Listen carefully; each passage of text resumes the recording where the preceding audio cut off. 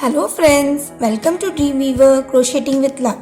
In today's tutorial, I am going to teach you how to work a bubble stitch. In this sample piece, as you can see, the first row I have done using simple double crochet stitches followed by a row of bubble stitches. This stitch is very easy. A bubble stitch is basically done using 3 double crochet stitches together to form a bubble. Now let's see how this stitch is done.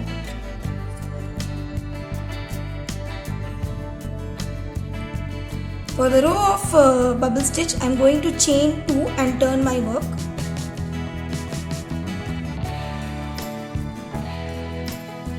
I will be working a bubble stitch directly into the next stitch. For this, I need to yarn over and pull a loop and work a double crochet halfway through. I need not complete it. Again yarn over, insert into the same stitch. Again pull through the first 2 loops. I will be having 3 loops on my hook. Again yarn over, insert into the same stitch and pull through the first 2 loops. Now I am left with the 4 loops on my hook. I need to yarn over and pull through all the 4 loops and chain 1. So in this way I have done 3 double crochets together into a single stitch. Earlier I had taught you how to work double crochets 2 together. Those are reduction stitches. In that case you will be working 2 double crochets into 2 different stitches and complete them as a single stitch. But in this case where a bubble stitch is concerned, you are working 3 double crochets together into a single stitch. So these 3 double crochets together will form a bubble. Now I'll skip the next stitch and work one more bubble stitch into the next. Just watch out carefully. Yarn over, insert into the stitch, pull a loop, pull through first 2 loops, again yarn over, insert, pull a loop, pull through the first 2 loops, again yarn over, insert the hook and pull through first 2 loops. So I am finally left with 4 loops on my hook.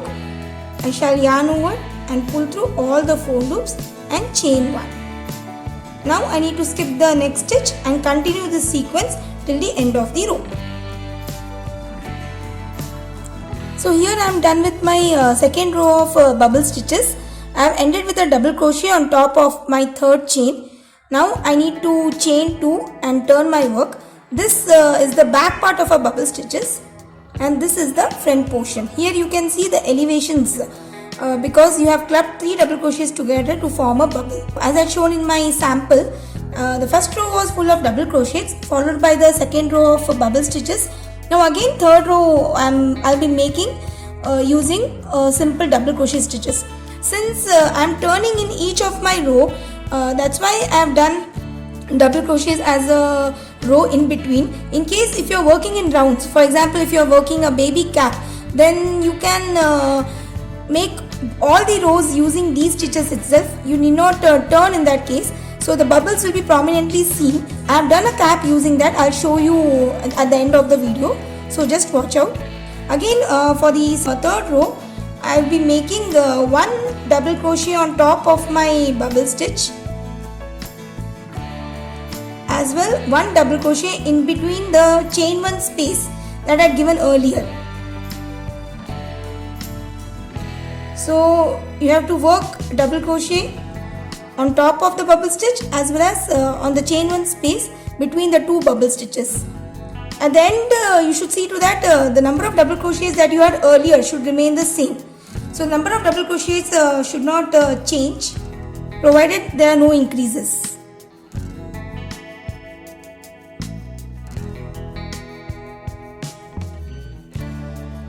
So I have worked double crochet on top of my bubble stitch as well as the space that I had given earlier between the bubble stitches. So I have come to the end of my third row. I think this stitch is very clear to you. Now I'll show you one of my crochet pattern in which I have used this bubble stitch. Here, as I had said to you, I haven't used any double crochet stitches as a row in between the bubble stitches since I was working in rounds and rounds. So for a baby hat or a baby cap that you're doing, In that case you can work like this, or if you are working a cardigan, then you can follow this pattern where a double crochet will be between the bubble stitch patterns. So you can use these stitches to make a variety of beautiful crochet patterns. So I hope this tutorial was helpful for you. If you have any queries, please let me know through comments. Thanks for watching and have a wonderful day.